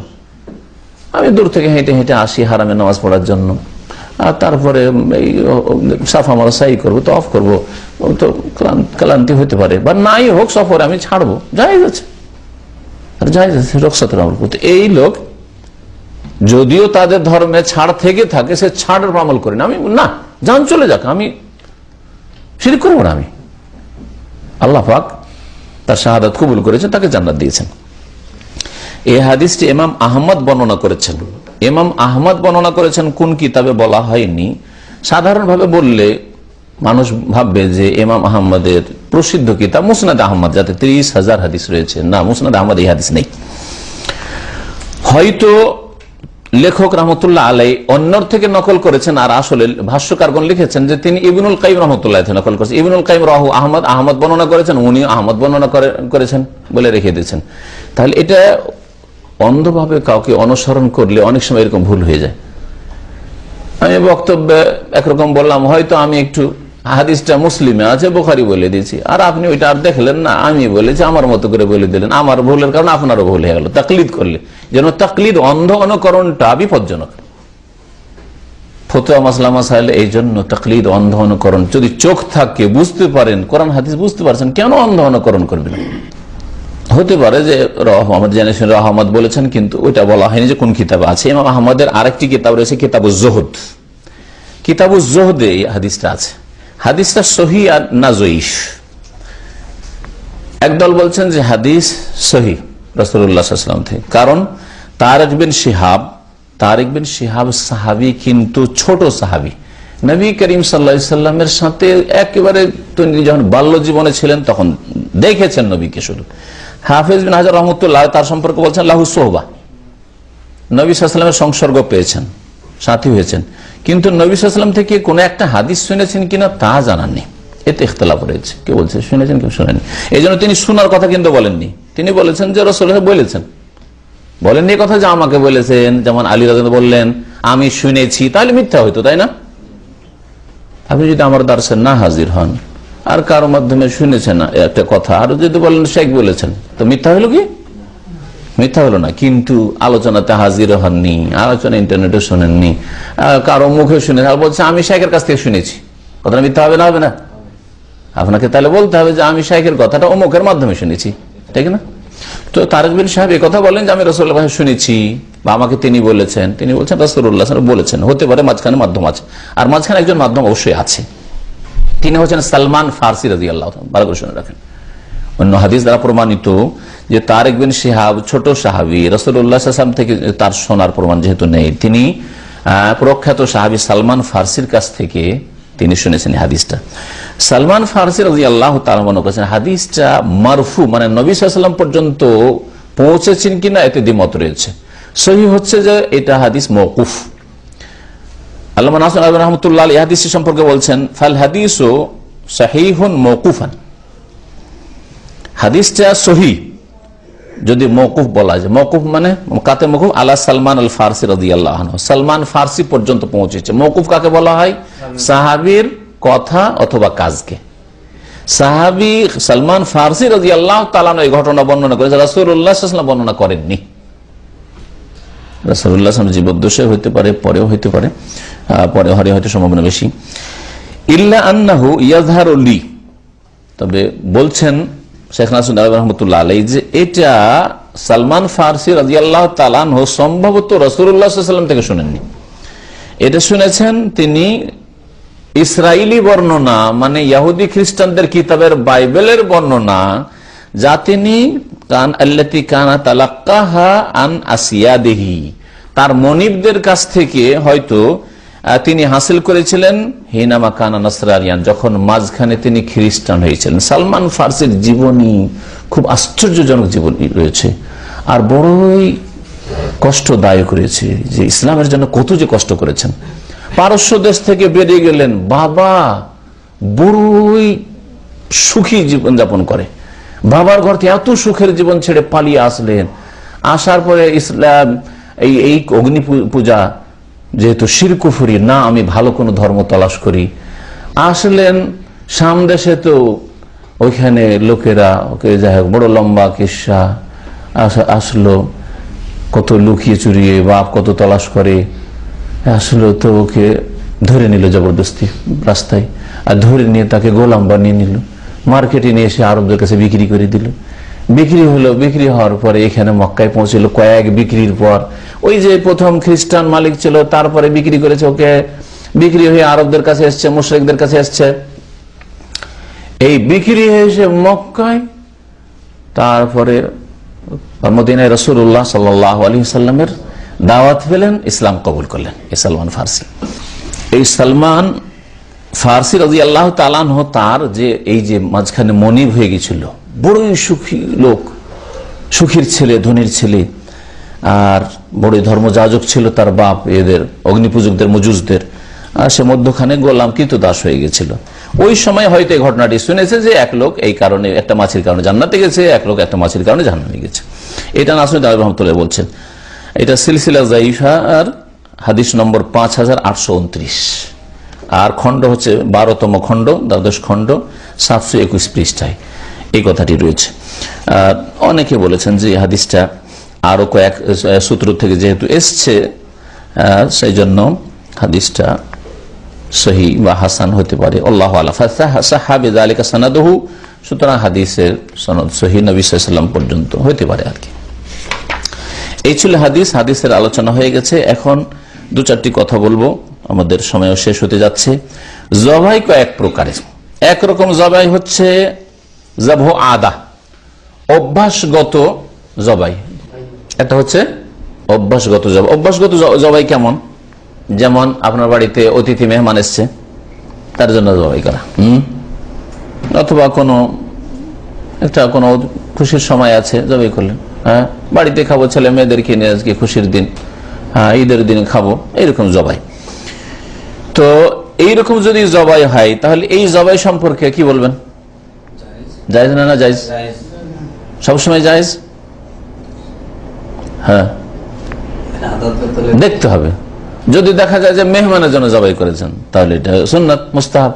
মেহমানকে খাওয়ানো নবী সাল্লাল্লাহু আলাইহি ওয়াসাল্লাম সুন্নাত মুস্তাহাব কাজ, নেকির কাজ। মেহমানকে খাওয়াবেন, জবাই করেছেন। ছেলে মেয়েকে খাওয়াবেন না, নিজে খাবেন, নিজে খাওয়ার জন্য জবাই করেছেন, তাহলে জায়েজ। হ্যাঁ জায়েজ। যদি গরিব মিসকিনকে খাওয়ানোর জন্য, এমন গরিব অসহায় একেবারে নিরুপায়, খেতে পাচ্ছে না, হ্যাঁ অনেক সময় আপনার জন্য ফরজ হইতে পারে, অনেক সময় জরুরি হয়ে যেতে পারে, আত্মীয়, হ্যাঁ বাপ মাকে খাওয়ানোর জন্য জবাই করেছেন, বাপ মাকে খাওয়াবো, হ্যাঁ তাহলে বাপ মাকে খাওয়ানো ফরজ, ঠিক না? স্ত্রী ছেলে মেয়েদের ভরণ পোষণ ফরজ, এদিক দিয়ে যদি দেখা যায় তো ফরজ হয়ে যাবে। এই ক্ষেত্রে বলছেন যে শরীয়তের যে বিধিবিধানগুলো সেগুলি হবে। এই খাওয়াতে যদি কোনো আপত্তিকর বিষয় থাকে, হয়তো জবাইটা তো ঠিক ছিল, কিন্তু জবাই করে খাওয়া দাওয়ার নিয়ম বিদাতি কিছু নিয়ম হইল বা কিছু হারাম কাজ হইল, হ্যাঁ, তাহলে হ্যাঁ ছেলে মেয়ে একাকার হয়ে খাওয়া দাওয়া করলো। হ্যাঁ, যেমন আজকালকার দুনিয়াদারদের পার্টিগুলিতে হচ্ছে যে একসাথে মহিলারাও খাবার নিচ্ছে আর পুরুষরাও খাবার নিচ্ছে, আর ঘুরে ঘুরে যেখানে বসলো না দাঁড়িয়ে খাচ্ছে ইহুদি নাসারাদের মতো পশ্চিমা তরিকায়। হ্যাঁ, তাহলে হারাম হয়ে যাবে। এক কথায় অভ্যাসগত জবাই সাধারণত যদি হারামের কারণ থেকে বা আপত্তিকর কোনো কারণ থেকে মুক্ত থাকে তাহলে সাধারণভাবে জায়েজ, অথবা নেকির আশা থাকে তো নেকি, অনেক জরুরি হয় তাহলে ওয়াজিব ফরজ হবে। আর একটা হচ্ছে এবাদতের জবাই, জবাই এবাদা, এবাদতের জবাই। এবাদতের জবাই একটা হচ্ছে যে আল্লাহর নৈকট্য লাভের জন্য জবাই করা হয়, যেমন হাজিদের কুরবানি, হাদি, বাড়ির কুরবানি, আকিকা, এগুলি। তো এগুলি কি? এগুলি হচ্ছে ইবাদত, ইবাদত এবং নেকির কাজ। ওয়াজিব হইলে ওয়াজিব, আর সুন্নাতে মুআক্কাদা হলে সুন্নাতে মুআক্কাদা, যেমন আকিকা সুন্নাতে মুআক্কাদা, আপনার কুরবানি সুন্নাতে মুআক্কাদা। কিন্তু হাজির জন্য হজের তামাত্তু আর কিরান করলে ওয়াজিব। হ্যাঁ, জি। আর এক রকম জবাই হচ্ছে ইবাদতেরই জবাই, কিন্তু আল্লাহর জন্য না করে আল্লাহ ছাড়া অন্যের জন্য জবাই করা, যেমন কবরের মাজারে জবাই করা, জিনের জন্য জবাই করা, হ্যাঁ, এই জবাই করা। তাহলে এটা কি হবে? ও শিরকুন আকবার, এটা বড় শিরক। আর এই অধ্যায়ে এই বিষয়টাই বোঝানো হয়েছে। এই অধ্যায়টা নিয়ে আসা হয়েছে এই জন্য যে আল্লাহ ছাড়া অন্যের জন্য এমন জবাই করবেন না, হ্যাঁ, যে জবাইটা শিরক হয়। জি হ্যাঁ। আর একটা জবাই হচ্ছে বিদাতি জবাই। হ্যাঁ, আর একটা জবাই হচ্ছে বিদাতি জবাই, যেমন কারো জন্ম উপলক্ষে জবাই, ঈদে 12 রবিউল আউয়াল, নবীর ঈদ মিলাদুন নবীর দিনে জবাই। হ্যাঁ, এই উপলক্ষে জবাই, খাবো দাবো, আজকে আমোদ ফুর্তি করবো। অথবা আমার স্ত্রীর জন্মদিন, হ্যাঁ, আমার নেতা, হ্যাঁ, শেখ সাহেবের জন্মদিন, হ্যাঁ, অর্থাৎ আমাদের দলের আর এক দল বলছে আমাদের দলের যে নেতা ওনার জন্মদিন, হ্যাঁ, এই দিনে জবাই। তো এইরকম জবাইগুলি যদি হয় আল্লাহর নামে হয়, আল্লাহর সন্তুষ্টির জন্য হইলো, কিন্তু উপলক্ষ কি? যে কারো জন্মদিন উপলক্ষে, অথবা কোন ব্যক্তি শাসন ক্ষমতা এসছে, হ্যাঁ, আজকে আমাদের দল ইলেকশনে জিতে আজকে তারা ক্ষমতা গ্রহণ করেছে, ক্ষমতা এসছে তাদের হাতে, সেই জন্য জবাই, এরকম জবাই। হ্যাঁ, অথবা কবরের কাছে জবাই, কিন্তু আল্লাহর জন্য, যেটা এর আগে একটু বলেছি। কবরের কাছে জবাই করলেন, সামনের অধ্যায়টা এই বিষয়ে আসবে। কবরের কাছে জবাই করলেন, মাজারের কাছে, হ্যাঁ, অথবা হিন্দুদের মেলা ঠেলা যেখানে হয় ওইখানে জবাই করলেন, কিন্তু আল্লাহর নামে জবাই করলেন, আল্লাহর জন্য জবাই করলেন, আর ওইখানে গরিব মিসকিনগুলোকে খাওয়াবো। দূর দূরান্ত থেকে লোকেরা, অতিথি সব এসছে, তো ওদেরকে খাওয়াবো। হ্যাঁ, শাহজালালে জবাই করেন, 18 জবাই করেন, মাঝবানিতে জবাই করলেন, আল্লাহর জন্য জবাই করলাম, কিন্তু বিভিন্ন জায়গা থেকে, কোথা গোটা বাংলাদেশ, বাংলাদেশের বাইরে থেকে হয়তো লোকেরা এসছে, ওদেরকে খাওয়াবো সেই জন্য। এইরকম বিদাতি কোন ইজতেমা হচ্ছে, বিদাতি ইজতেমা, কোরআন সুন্নাহর জন্য ইজতেমা না, বিদাতি ইজতেমা। আর ওইখানকার লোক, বিভিন্ন দেশ থেকে লোকেরা এসছে, সুতরাং ওখানে খাওয়াবো, ওখানে জবাই করলাম, এইরকম জবাইগুলি। এগুলো জবাইকে কি বলবেন? ভাষ্যকার বলছেন যে এই জবাইগুলি হচ্ছে ফাহাদা মুহাররাম, হারাম লেকাউনি আলা খিলাফিস শারা, কারণ এগুলো শরীয়ত বিরোধী জবাই। কারো জন্ম উপলক্ষে, কারো শাসন ক্ষমতা পাওয়া উপলক্ষে, অমুক আজকে রাজা হইল, হ্যাঁ, সেই জন্য, অমুক আজকে রাষ্ট্রপতি হইল সেই জন্য, অমুক আজকে এমপি হয়েছে সেই জন্য, অমুক মন্ত্রিত্ব পেয়েছে সেই জন্য, সমস্ত জবাই। আর এইরকমই কবর কাছে জবাই করা আল্লাহর সন্তুষ্টির জন্য, আর গরিব মিসকিনকে খাওয়াবো, এগুলো হচ্ছে হারাম জবাই, কারণ এগুলো শরীয়ত বিরোধী জবাই। ওয়াদারিয়াতুন ইলা শিরক, আর শিরকের চোরাপথ। এইভাবে শাসকের পূজা শুরু হয়, হ্যাঁ, এইভাবে শাসকের পূজা শুরু হয়। আর জানেন আপনার মোগল আমলে রাজা বাদশাদের সেজদা হইতো, হ্যাঁ, শাহজাহানের দরবারে, জাহাঙ্গীরের দরবারে, আকবরের দরবারে সেজদা তাজিম এগুলো হইতো, যেটা শুধু বাদশাহ আলমগীর, অরঙ্গজেব বাদশাহ, ভালো বাদশাহ তার জামানায় শুধু ছিল না, উঠিয়ে দেওয়া হয়েছিল, না হলে এই শিরকি কবরই চলছিল। কিন্তু সংজ্ঞা, বড় শিরকের সংজ্ঞা হচ্ছে যে এবাদতের যতগুলি ধরন প্রকরণ হইতে পারে তার কোন একটা অথবা একাধিক আল্লাহ ছাড়া অন্যকে দেওয়া। সারফ নাউইন আও ফারদিন মিন আফরাদিল ইবাদা লিগাইরিল্লাহি তাআলা, যতগুলি ইবাদত আছে সবগুলি ইবাদত আল্লাহ ছাড়া অন্যকে দিলেন না, একটা বা দুটা বা তিনটা ইবাদত আল্লাহ ছাড়া অন্যকে দিলেন। হ্যাঁ, নামাজ আল্লাহর জন্য পড়ছেন, রোজা, হজ, যাকাত, অনেক কিছু দান খেয়ারাত করছেন, কিন্তু একবার নিয়ে গিয়ে খাসি জবাই করলেন অথবা চাদর চড়ালেন কবরে, যে কবরে চাদর চড়ালে আমার মনের কামনা বাসনা পূরণ হবে। হ্যাঁ, একবারে শুধু আল্লাহর কাছে দোয়া করেন, কিন্তু একবারে শুধু ছেলে চাইতে বা রোগ ভালো হোক বাবার কাছে গিয়েছেন, হ্যাঁ মাজারে গিয়েছেন। তাহলে এই যে দোয়া করা, চাওয়া, ডাকা, অসাধারণ ক্ষমতার মালিক আল্লাহ, আপনি মৃতকে বা আল্লাহ ছাড়া অন্য কাউকে দিয়ে দিলেন, সেজন্য বড় শিরক করলেন। ছোট শিরকের সংজ্ঞা কি? ছোট শিরক সম্পর্কে কেউ কেউ বলে কুল্লু ওয়াসিলাতিন আও যারিয়া তুসিল ইলা শিরকিল আকবার, এমন কোন কাজ যেই কাজগুলি বড় শিরক পর্যন্ত পৌঁছায়, সে মনের ইচ্ছা হোক অথবা কথা হোক অথবা কাজ হোক, এমন কথা কাজ যেগুলি বড় শিরক পর্যন্ত পৌঁছায়। বড় শিরক না কিন্তু বড় শিরক পর্যন্ত পৌঁছায়। যেমন আল্লাহ ছাড়া অন্য যেন কসম করলেন, বাপের কসম, হ্যাঁ আমি দানা ছুঁয়ে কসম করছি, আমি আমার স্বামীর গায়ে হাত দিয়ে কসম করছি, মহিলা এরা বলে, হ্যাঁ আমার ছেলের গায়ে হাত দিয়ে, মাসুম ছেলের গায়ে হাত দিয়ে আমি শপথ করছি, ছেলেটার কসম করলেন। তো এইগুলি বড় শিরক নয়, ছোট শিরক, যা বড় শিরক পর্যন্ত পৌঁছায় কিন্তু হয়তো বড় শিরক নয়। অথবা বলা হয়েছে যে যেগুলিকে কোরআন হাদিসের শিরক বলা হয়েছে কিন্তু সেটা বড় শিরক পর্যন্ত পৌঁছায় না, মানে আল্লাহ ছাড়া অন্যের ইবাদত হয় না কিন্তু সেগুলিকে শিরক বলা হয়েছে। যেমন আল্লাহ ছাড়া অন্যের কসম, আল্লাহকে মানেন আপনি, বাপকে আল্লাহর মতো মনে করেন না, কিন্তু বাপের কসম, মায়ের কসম, ছেলের কসম করছেন, এই কসমটা ধীরে ধীরে বড় শিরক পর্যন্ত পৌঁছাইতে পারে। অথবা এইটা ইবাদত না হলো, বাপের পূজা করলেন না, ছেলের পূজা করলেন না, স্বামীর পূজা করলেন না, কিন্তু কি করলেন আপনি, এমন কাজ করলেন যেটাকে হাদিসে বলা হয়েছে শিরক, মান হালাফা বিগাইরিল্লাহ, আল্লাহ ছাড়া অন্যের কেউ যদি হলফ করে, কসম করে, তাহলে কি করলাম, শিরক করলাম।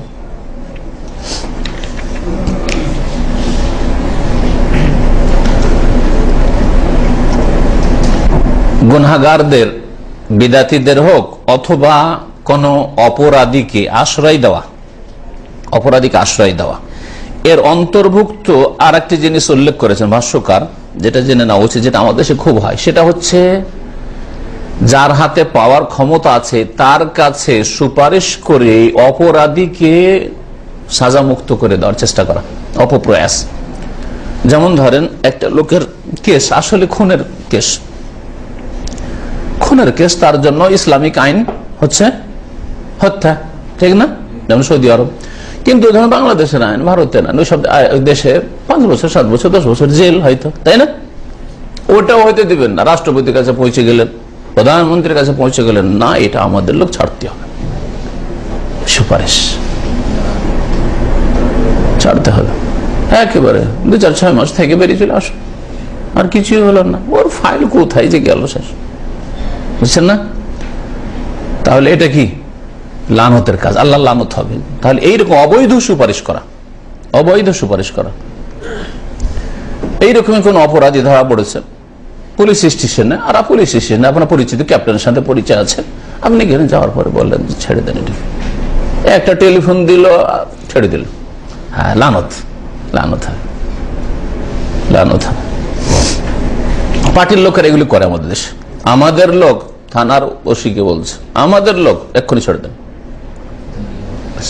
হয়ে গেল, বুঝছেন না? তাহলে যেই ব্যক্তি অপরাধীকে ছাড়াবার জন্য, সাজামুক্ত করার জন্য চালালো, কোন রকম সুপারিশ করলো বা বল প্রয়োগ করলো, চেষ্টা করলো, সে তার উপরে লানত হবে, কারণ এই অপরাধীকে যেন আশ্রয় দিল। হ্যাঁ, 1 নম্বরে যে বলা হয়েছে, এটা এক ধরনের শরীয়তি বিধান কায়েম হইতে দিল না, চোর হাত কাটতে দিল না, কেসাস হবে কেসাস হইতে দিল না, হত্যার বদল হইতে দিল না, ইত্যাদি ইত্যাদি। অথবা একজন অপরাধ করেছে আর তার বিরোধী বাদী আর আসামি, তাই না? তো বাদী আর আসামি মাঝখানে, দুজনের মাঝখানে গিয়ে ঢুকে গেল, আর ঢোকার পরে এই প্রতিশোধ না, চলুন না, মাফ করে দাও, জবরদস্তি করে ওকে, ও আপনার ভয়ে ও ছেড়ে দিতে বাধ্য, না হলে হয়তো ক্ষমা করতো না, এটাও তার মধ্যে পড়বে। তারপরে বলছেন 3 নম্বর নুসরাতুল মুবতাদি আবিল বিদআহ, বেদাতির সাহায্য করা বা বেদাতের সাহায্য করা, সমর্থন দিয়ে আপনার মসজিদে বেদাত হচ্ছে, আপনি বেদাতিকে আশ্রয় দিচ্ছেন, সমর্থন করছেন। ওয়াদমা ইনকারেহা, আর আপনি কোনো আপত্তি করছেন না। বেদাত মিলাদ হচ্ছে, ধরেন বেদাতি কাজ হচ্ছে, আর আপনি পারবেন আসলে বল প্রয়োগ করতে বা এখানে অন্যায় বাধা দিতে, কিন্তু তা করছেন না, তাহলে এটাও আপনার কি করা হলো? হ্যাঁ, বিদাতিকে আশ্রয় দেওয়া হলো। এই মহরমের সময় আমাদের আহলে সুন্নাত ওয়াল জামাত বাংলাদেশ, ভারতে অধিকাংশ সুন্নি গ্রামে তাজিয়া নিয়ে লাঠি খেলতে আর ওই সব করতে যায় না। হ্যাঁ, এরা ওই বিদাতিরা শিয়া হয়তো করে, আর শিয়ার সাথে সাথে বেরুলিরাও করে, ওই শিয়ার মতো হয়ে গেছে, ওরা করার জন্য আসে। আর ওরা কি করে, এটাকে ব্যবসা বানিয়েছে। উঠানে যাবে, আর যাওয়ার পরে ওই লাঠি খেলা করবে, আর কিছু চাল দেবে, ডাল দেবে, টাকা দেবে, এইসব করে। আমরা ছোটকাল দেখেছি। এগুলো কাজে আশ্রয় দিলেন আপনি, আপনার উপর লানত হবে। কেন? আপনার উঠানে আপনি উঠতে দিলেন, তাড়িয়ে দেন। তারপরে জমির চিহ্ন বা জমির সীমানা, জমির চিহ্ন যারা কি করবে, হ্যাঁ, রদবদল করবে, সরিয়ে দেবে, পরিবর্তন করবে, তাদের উপর লানত হয়েছে। এর কয়টা ব্যাখ্যা বলেছিলাম? দুটা। আর একটা ব্যাখ্যা আছে যেটা খুব হচ্ছে আমাদের দেশে, সেটা হচ্ছে জমির আইল সীমানা চাপাচাপি নয়, আর ওই লোকেশন এক জায়গা থেকে আরেক জায়গা, ঢাকা থেকে আর সেই যাওয়ার রাস্তা কোনখানে কি আছে ওগুলো, ওটাও করলো না। 3 নম্বর, সেটা হচ্ছে রেজিস্ট্রি অফিসে বা সেটেলমেন্ট অফিস, বুঝেন আপনারা? হ্যাঁ, ওইখানে কাগজপত্রের জালিয়াতি, হ্যাঁ, জালিয়াতি, জাল রেজিস্ট্রি, আপনার সই করে দিয়ে জমি আপনার রেজিস্ট্রি আরেকজন কাছে বিক্রি হয়ে গেছে। হ্যাঁ, বা বোনকে দেবে না, এগুলো খুব হচ্ছে। বোনকে দেবে না স্ত্রীকে, বা কাউকে স্ত্রীর বোনকে বোন সাজিয়ে নিয়ে গিয়ে, এটা আমার বোন এসে রেজিস্ট্রি দেওয়ার জন্য দিয়ে দিয়েছি, পয়সা দিয়ে দিচ্ছি। কি চিনবে রেজিস্ট্রি অফিসার? কি করে চিনবে? রেজিস্ট্রার তো চেনে তো, এটা ওর বোন কি ও নিয়ে এসছে, অন্য কোনো মহিলাকে নিয়ে এসছে ভাড়া করে, যে তুই বলবি যে আমি বোন, আর আমাকে টাকা পেমেন্ট করে দিয়েছে, আমি রেজিস্ট্রি দিয়ে দিলাম। জাল রেজিস্ট্রি, কাগজপত্রে জাল করা জমি জায়গার, হ্যাঁ, 6-9 করে এক জমিকে 2-3 বিক্রি করা, বুঝতে পারছেন? এসবগুলি লান আল্লাহ মান গায়্যারা মানারাল আরদ, জমি কারো ছিল আর কারো নামে চলে গেল, কারো করে দিল, হ্যাঁ, হক কারো ছিল আর একজনের কাছে পৌঁছে গেল, এদের উপর আল্লাহ পাকের লানত হবে। এই হাদিসের অন্তর্ভুক্ত এইসব লোকেরাও। আমরা এই দার্সে বুঝতে পারলাম যে ছোট জিনিসকে ছোট মনে করবেন না। একটা মাছই ছোট ব্যাপার, একটা মাছই দিলাম, আরে 10টা পয়সা দিলাম মাছ, আর এমন কি করেছি? কিন্তু 10টা পয়সা দিয়ে যে বড় শিরক করলেন আপনি, ভাবলেন না, তাহলে জাহান্নামে চলে গেলেন আপনি। জান্নাত জাহান্নাম কত নিকটে এটা জানলাম।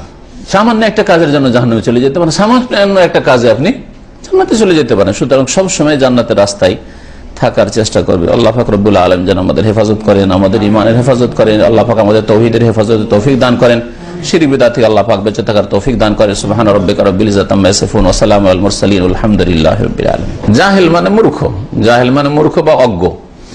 জাহেল, এক জাহেল হচ্ছে যে দ্বীন ইসলামের বিধিবিধান জানে না, হালাল হারাম জানে না, ফরজ ওয়াজিব জানে না, নামাজের তরিকা জানে না, তাওহীদ জানে না, শিরক বুঝে না, আছে জাহেল, এক জাহেল। আর আরেক জাহেল হচ্ছে জানে, হয়তো জানার পণ্ডিত, মাশাআল্লাহ, মাদ্রাসা পড়া একেবারে জানে, কিন্তু আমল করে না, হাফেজ কারি, মাদ্রাসায় পড়েছে আর নামাজ পড়ে না, হ্যাঁ, ফিল্ম দেখে, বুঝতে পেরেছেন, মিথ্যা কথা বলে, তো জাহেল। যেই ব্যক্তি পাপ করে, পাপ করা হচ্ছে জেহালত। আবু জাহালকে আবু জাহাল এই জন্য বলা হয়েছে যে সে জানতো না, এমন না, শুধু খুব বুদ্ধিমান ছিল, না নেতা হইতে পারে, কোন নেতাকে বোকা লোক নেতা হইতে পারে, কখন হইতে পারে না, ও বিচক্ষণ, সেই জন্য নেতা হয়েছে মক্কার। কিন্তু সে ইসলামের দুশ্মন আর শিরকের পৃষ্ঠপোষক, হ্যাঁ, আর আল্লাহর দিনের শত্রু, সেই জন্য ওকে আবু জাহাল উপাধি দেওয়া হয়েছে। না হলে ওর নাম ছিল আমর, ওর নাম ছিল, হ্যাঁ, আবুল হাকাম। ওর বিচার এমন বিচারক ছিল যে ওকে আবুল হাকাম বলা হয়তো, কিন্তু পরে আবু জাহাল হইল। তো যেই ব্যক্তি গুনাহ করবে, হ্যাঁ, সেই ব্যক্তি জেহালত করলো। কোরআনের একটি আয়াতে রয়েছে, সূরা নিসার আয়াতে, হ্যাঁ, ইন্নামাত তাওবাতু আলাল্লাহি লিল্লাযিনা ইয়ামালুনা সুআ বিজাহালা।